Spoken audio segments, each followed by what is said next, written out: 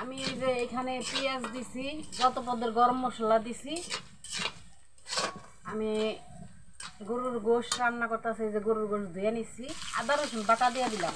আজকে আমাদের গ্রামের মতো মাংস রান্না করব। আমাদের মায়ের খালারা যেরকম করে মাংস রান্না করছে সেইভাবে মাংসটা রান্না করব।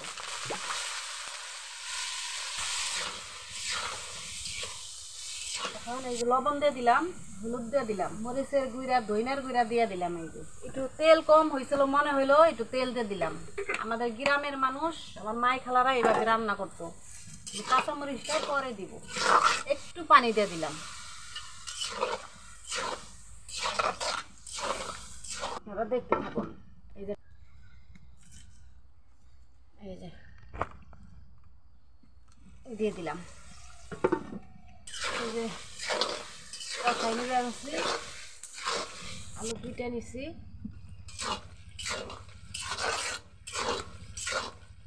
ক্যামেরায় আমি 2 বার লাইরে দিছি।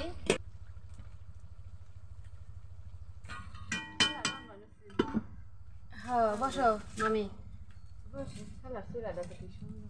চুলে কিনে আনছি মামি। হ্যাঁ থেকে আনছি এটা আনছি পাতিল জাত থেকে। এত সুন্দর হয়েছে। আমাদের এখানকার চুল এত সুন্দর না। সুন্দর না? না ব